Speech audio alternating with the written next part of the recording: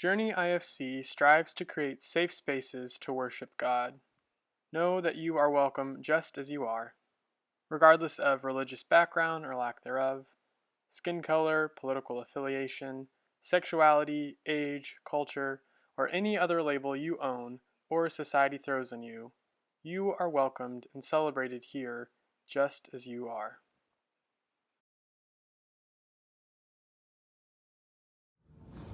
Good morning. Today's story comes from Jonah, and this is part 1. Now the word of God came to Jonah, son of Amittai, saying, "Go once to Nineveh, that great city, and cry out against it, for wickedness has come up before me." But Jonah set out to flee to Tarshish from the presence of God. He went down to Joppa and found a ship going to Tarshish, away from the presence of God. But God hurled a great wind upon the sea, and a mighty storm came upon the sea, and the ship threatened to break up. Then the sailors were afraid, and each cried out to his God. They threw the cargo that was in the ship into the sea to lighten it for them. Jonah, meanwhile, had gone down to the hold of the ship and had lain down and was fast asleep. The captain came and said to him, "What are you doing sound asleep? Get up, call to your God. Perhaps the God will spare us a thought so that we will not perish. Tell us why this calamity has come upon us. What is your occupation, and what people are you?" He said, "I am Hebrew," he replied. "I worship God, the God of heaven, who made the sea and the dry land." Then the men were even more afraid and said to him, "What is this that you have done? What shall we do that the sea may quiet down for us?" For the sea had grown more and more tempestuous. He said to them, "Pick me up and throw me into the sea. Then the sea will quiet down, for I know it is because of me that the great storm has come upon you." Nevertheless, the men rowed hard to bring the ship back to land, but they could not, for the sea grew more and more stormy against them. Then they cried out to God, "Please, O God, we pray, do not let us perish on account of this man's life. Do not make us guilty of innocent blood, for you, O God, have done as it pleased you." So they picked up Jonah and threw him into the sea, and the sea ceased its raging. God provided a large fish to swallow up Jonah, and Jonah was in the belly of the fish 3 days and 3 nights. Ooh.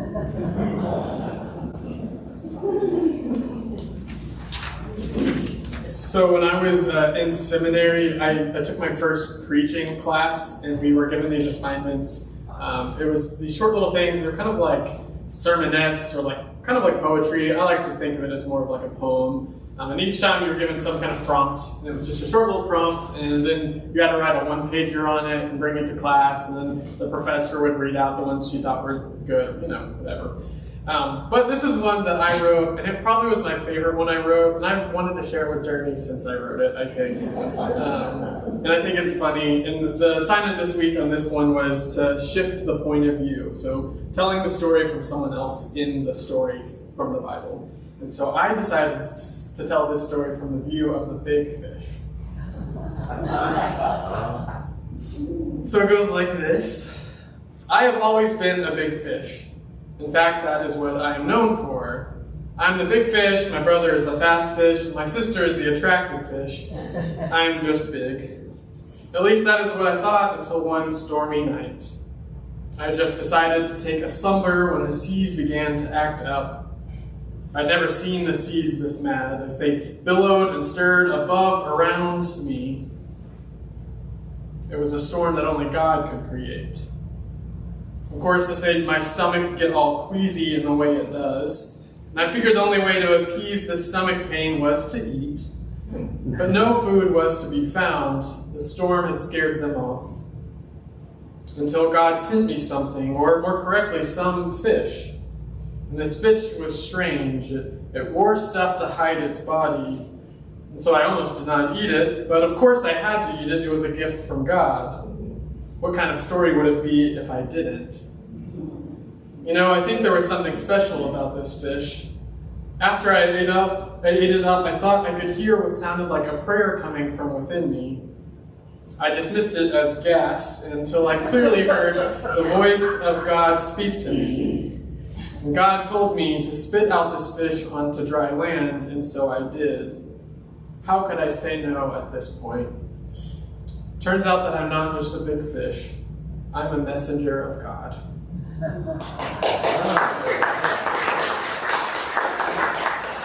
I'm telling you, it was my favorite one. I'm excited.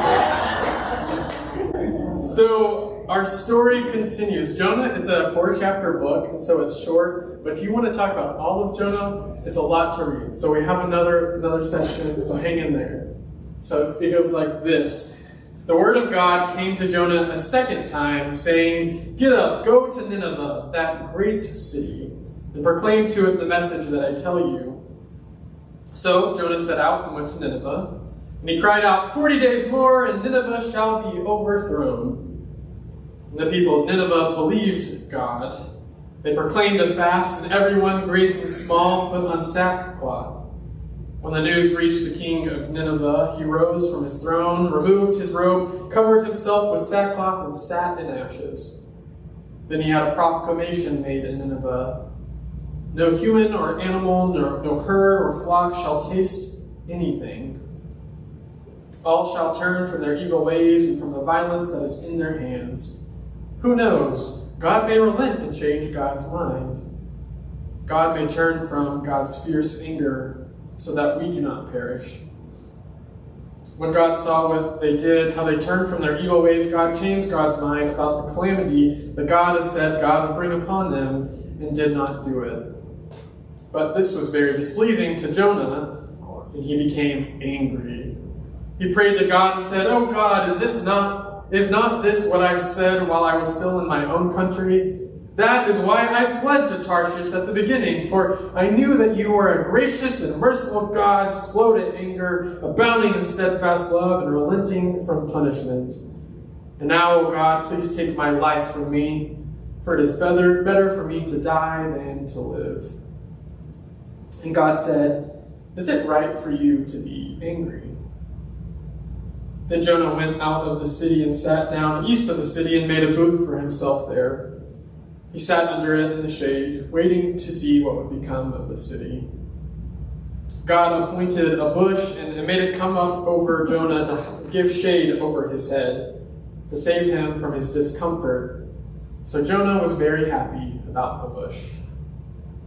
But when dawn came up the next day, God appointed a worm that attacked the bush so that it withered.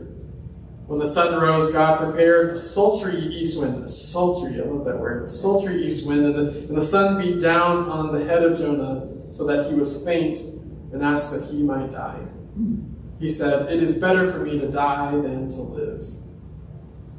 But God said to Jonah, "Is it right for you to be angry about the bush?" And he said, "Yes, angry enough to die." Then God said, "You are concerned about the bush for which you did not labor and which you did not grow. It came into being in a night and perished in a night.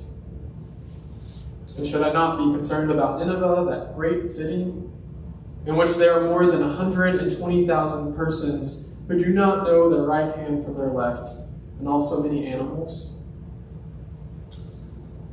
That's the end of the story. That's actually how it ends. It feels like, oh, that's not the end of the story, but that's really it. What?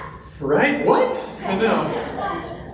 So today is the part of our call series where we talk about fleeing the call, which I'm really excited about. So if you've been sitting around thinking, what if I don't want to be called? Then today is your day. You're going to love it.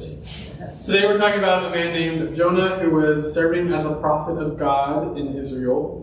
So his job was to build communication, this communication gap between God and God's people. And so Jonah, the son of Amittai, which means the son of faithfulness or truth or sureness, which is pretty ironic, is given a call to go immediately to that great city of Nineveh.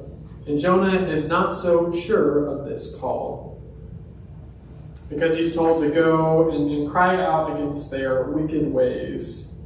And at this time, Israel and Nineveh were at war with each other. They're at great odds. The Ninevites were part of the Assyrians, and if you know any church history, you know that the Assyrians came in, and then the Babylonians and the Persians, and there's a lot of stuff, and it was all these warring people that were kind of fighting over land and power, and many lives were lost to both sides. So the Ninevites and the Israelites had lost some people. And so it makes sense why Jonah is a little hesitant to answer this call, because this means he has to go and face the ultimate enemy, the Assyrians. So what does Jonah do? Well, we know he runs away.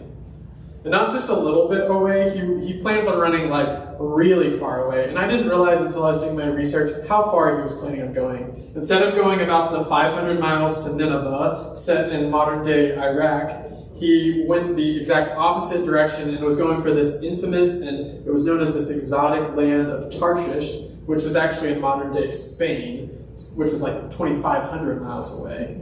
So yeah, it was a big jump. This would be like someone telling us, leave Journey right now and go to El Paso, and then instead of doing that, going to Juneau, Alaska.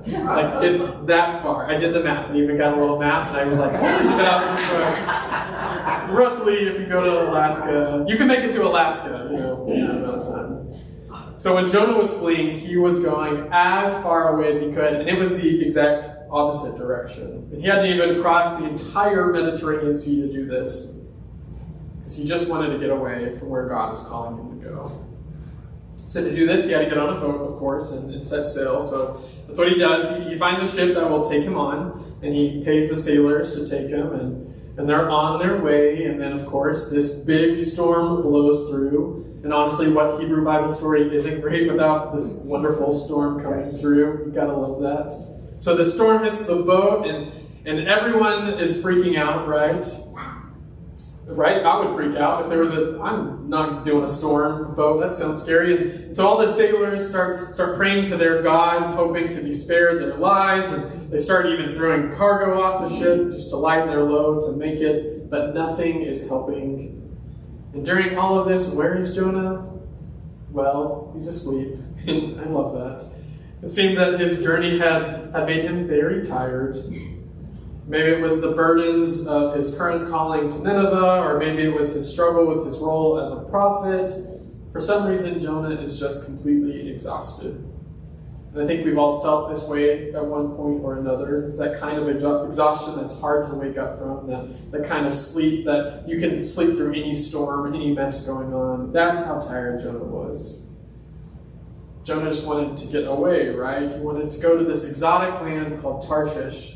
And it seems that if he got there, that he could leave everything behind. The stress, the struggle of being a prophet. He could leave his people, his God. He could leave his calling behind, everything, and start over.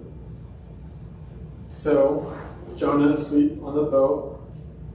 Captain comes up to him and he tells him to pray to his God, and wakes him up, and the crew starts asking Jonah some questions about where he's from and what he does for a living. Probably all questions that Jonah really would hate to be asked in this moment. It's that's exactly why I'm leaving. I don't want anyone to know where I'm from or what I do. But Jonah owns up to his Hebrew origins, but note that he does not tell them what he does for his profession. He does not say, "Oh, I'm a prophet." He's keeping that little bit of a secret, and I get that. I had a old mentor of mine that told me that if anyone asks you that you're what you do for a living when you're on a plane, tell them you're in finances. It's just going to make it a lot easier, because as soon as you say you're a pastor, here comes all the church baggage and all this stuff, the critiques, their opinions about God and their faith, and I've had people cry. This happens often. And sometimes you just want to enjoy your flight and not be a pastor, or you just want to walk your dog and not hear someone's thoughts about the church. And in Jonah's case, he just wanted to not be a prophet for a bit. And maybe you have felt this way too. Maybe it's hard to tell people that you're a Christian or whatever label you own, or maybe whatever your job is, because sometimes it's just easier for us to be a little more vague, because it spares us from some uncomfortable conversations. So the people on the boat ask Jonah for help, for answers. How do we quiet the seas? Do you have any idea? We're trying everything. And Jonah tells them, throw me in the water and it'll stop.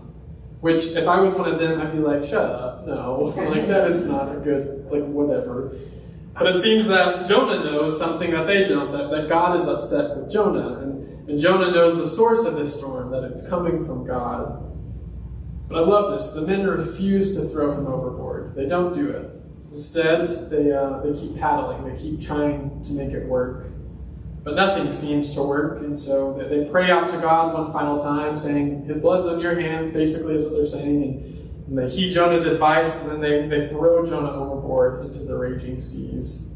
And immediately the storm is stopped, and the sailors are amazed by Jonah's God. And then the best part of the story, in my opinion, happens. Jonah is swallowed by a really big old fish. And in this fish, Jonah stays for 3 days and 3 nights. And I imagine Jonah was probably a bit relieved. The storm going on around him, the seas and all of that, was one storm, but I don't think it compared anything to the storm that was going on inside of him. And now he had 3 days alone to kind of deal with that storm in the belly of that big old fish. And so we're told that in these 3 days that Jonah finally cries out to God and offers this prayer, which I left out of our reading, but it's this wonderful prayer about God delivering Jonah and keeping him safe and how he was saved from death from this boat and through this big fish and all that stuff. So at that point, Jonah being honest with God and offering this prayer, he spit out onto dry land by this fish. And again, God tells Jonah that he is called to go to Nineveh, and it calls it that great city, which Jonah's like, it is not a great city. I do not want to go to Nineveh. And he's told that he needs to go and proclaim to all people there that in 40 days Nineveh shall be overthrown. And so Jonah travels the 500 miles to Nineveh, and this is in the heart of the Assyrian people, like I said earlier, a known enemy full of those who Jonah probably wanted dead, and that he assumed wanted him dead as well. It was reciprocal. And he's told to go and tell them this, the 40 days and Nineveh shall be overthrown. And he goes and he says, 40 days and Nineveh shall be overthrown. And to his surprise, the Ninevites believe him. And they immediately run and put on sackcloth and cover themselves in ashes. And these are all signs of repentance. And we may remember this on Ash Wednesday. This is something that we remember on that day. This was a sign of mourning, of saying, we're sorry, we're messed up, we want to change our ways, we want to do something different. It said that everyone did this in this town. Even the king went and did this, and all of them fasted. They didn't eat any food, and they said that no one shall eat, not even animals, no one will eat. Maybe God will fix this. And the king even tells them all, turn from your evil ways of violence. And something wonderful happens in the story. And I think it's beautiful writing. Whoever wrote this story, I think it's a really cool language that they used. Because Jonah's told that Nineveh will be overthrown in 40 days, but this word for overthrown really means to turn over, to change or to return back. And it's a little more vague. It's not just overthrown. So Jonah's prophetic words about, you'll be overturned, overthrown, they actually came to be, but not in the way that we may have first assumed. Because I have a feeling when we read that, we assume the hellfire and damnation on the Ninevites, But it seems like God shows mercy and compassion and grace after he sees how all of their hearts are changed and turned over. And it seems like God's heart is even turned over and changed in this story as well. And this ticks Jonah off. He is so angry. He's done at this point. He just wanted to be in Tarshish and, enjoying the beach. I don't even know if that beach there. I'm just saying. He wanted to get away. He wanted to be there, away from his enemies, away from his people, away from anyone who knew his name, away from his God. And yet he's stuck in the middle of God's mercy for the Ninevites, the wicked place of Nineveh. Jonah tells God, this is exactly why I ran away. I knew that you'd be gracious and merciful and slow to anger, abounding in steadfast love and relenting from punishment, which is an odd thing to say in an angry voice. It's kind of like trying to say bubble in an angry voice, like bubble. It's just a contradiction. It doesn't make sense. You shouldn't be saying that grace in all of this is a bad thing. The words he's saying about mercy and love all seem to be good things, right? So why is Jonah so upset? In fact, why is Jonah so upset that he would rather die than see this happen? And God asks, is it right for you to be angry? And Jonah runs away yet again when he gets this question, and he goes outside of the city, and which is an interesting point. I'm realizing that I think Jonah was an introvert. He wanted to be outside of the city. He wanted to be in the fish. He just wanted to get away. Maybe he just needed some introvert time. Maybe that would help him. But Jonah goes away, gets his introvert time, and he finds a tent and he sits under it to escape the heat. It's probably as hot as it is right now outside. We're all escaping the heat in here, I get it. But I also think he was escaping this heat from God as well. And God lends Jonah a helping hand, and he provides this bush that grows over him and gives him some extra shade and comfort, which I think is really sweet of God to do. And this makes Jonah happy for the first time in the story. This is the thing. He finally gets his way one time, and this is what makes him happy. But the next day, I guess God wanted Jonah to get up and move on. So God had a worm attack this bush and made it wither away and die off. And again, Jonah is so upset by this act of God that he would rather die. And God asks, is it right for you to be angry yet again? And Jonah sticks to his words and he says, yes, angry enough to die. And then God ends our story saying, shouldn't I be concerned for the 120,000 people of Nineveh? And that's the end of the story. God fighting for the people of Nineveh, and Jonah still angry and running from God's calling.